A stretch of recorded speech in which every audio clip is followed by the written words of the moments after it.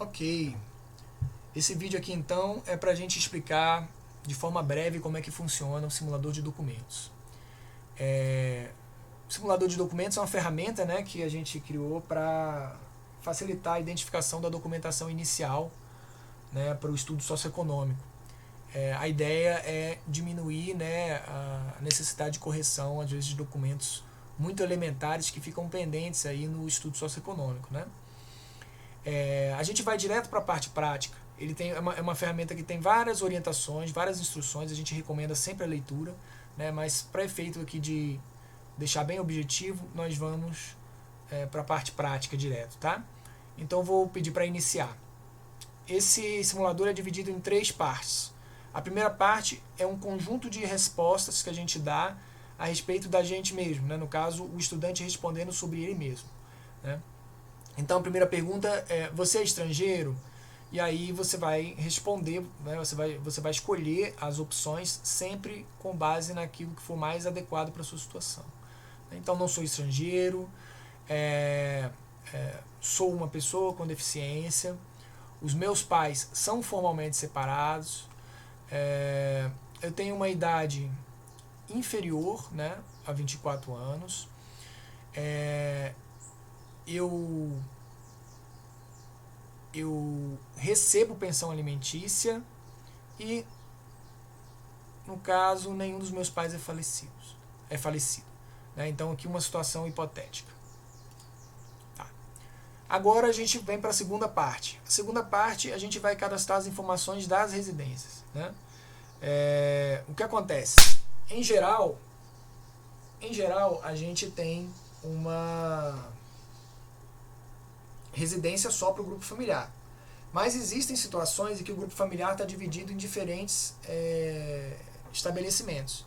Digamos, um estudante que vem de fora do DF, né, que, por exemplo, a família mora no Pará e ele veio estudar aqui e aluga uma residência aqui, a gente pode dizer que o grupo familiar dele está dividido em duas residências. Nesse caso, a gente precisa responder essas duas questões aqui 2 vezes, né? E como é que a gente vai fazer isso? A gente vai colocar o dado, né, o identificador, vai selecionar a situação da primeira residência, vai clicar em inserir. E depois nós vamos repetir o mesmo processo para a segunda. Tá? Então, digamos que eu esteja residindo em Planaltina, DF, num imóvel alugado, né? E que os meus pais, né, aqui ele inseriu direitinho, a gente aperta OK, e que os meus pais residam no Pará. Casa meus pais. Pará. E que a casa lá seja imóvel próprio, né? Eu clico em inserir. Então, dessa forma eu inseri 2 imóveis no meu estudo, né? Ou pelo menos na minha lista ali de documentos que vão ser simulados. Tudo bem? Eu posso inserir mais? Pode inserir quantos você julgar necessário, né, para cobrir aí a particularidade do seu caso. No caso, como eu sou um estudante de fora do DF, né, eu coloquei a minha residência alugada e a residência dos meus pais. Então, vou clicar em prosseguir.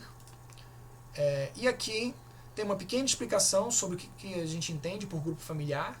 Né? E aqui é importante fazer um parênteses. Essa, às vezes, é a questão que é mais difícil, né, de delimitar. Pode parecer fácil, mas às vezes é difícil de delimitar, né, porque existem aí questões, por exemplo, se o estudante é independente ou não, se ele está morando de favor ou não na casa de outras pessoas, que tudo isso pode confundir na hora de você definir o seu grupo familiar. Né? Então a gente recomenda a leitura dessas instruções e, na dúvida, sempre a entrevista com algum profissional. Tudo bem? Mas, de qualquer forma, a última parte é essa parte que nós vamos inserir os integrantes do grupo familiar. Então vou mandar prosseguir.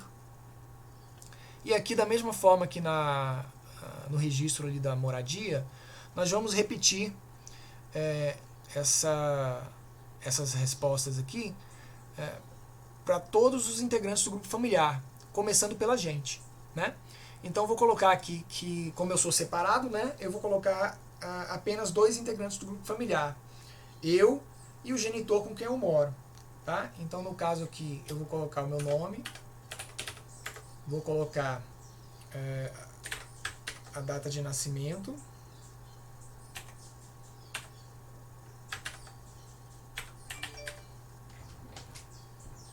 né? No caso, a situação de renda, eu vou colocar que eu não possuo renda, né? Não declaro imposto de renda e não tenho agravo de saúde. E aí, depois que eu coloco todas as informações, eu vou inserir. Recebo aquela mensagenzinha, né? E aqui, né, eu tenho um resumo de quem eu estou inserindo. Importante saber que não tem como alterar isso aqui, né? Então, se você errar, você vai ter que começar, né, a simulação desde lá do início, desde lá de trás. Tá? E vou colocar como integrante, por exemplo, meu pai. José, que é o pai, né, tendo em vista que ele é separado da minha mãe. E aí vou colocar aqui uma data de nascimento para ele. Vou dizer que ele é aposentado, que ele não declara imposto de renda e que ele tem uma doença crônica. Vou inserir. Certo? Então aqui um grupo familiar bem simples, né? Você pode inserir tantas pessoas quanto forem necessárias, né?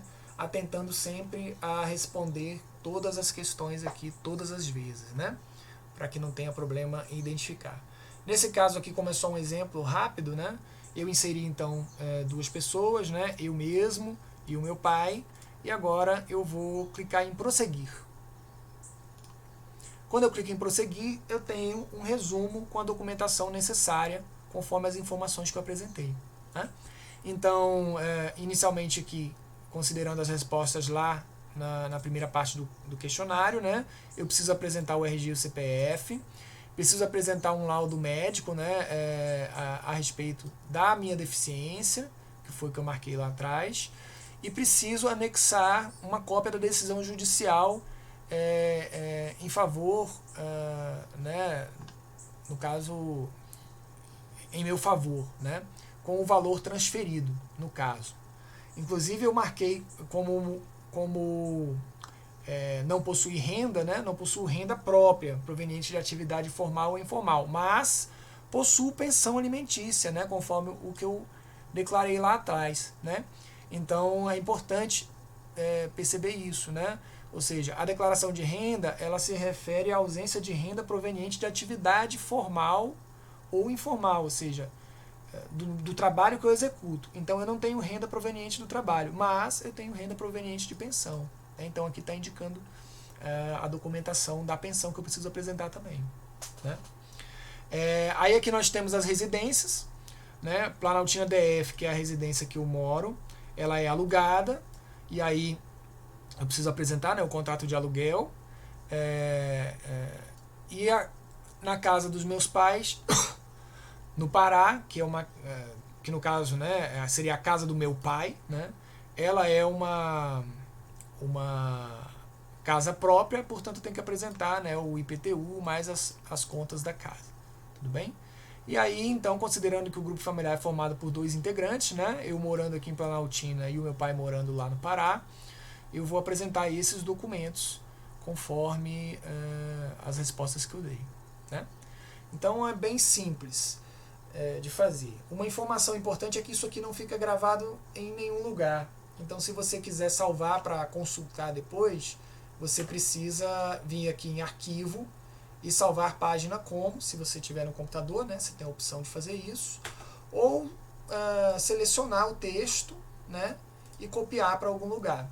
Porque a partir do momento que você sai dessa página, essa informação se perde. Tá ok? Então, isso aqui é para ajudar aí alguns estudantes que reportaram dificuldade em preencher esse formulário. Tudo bem? Tudo de bom.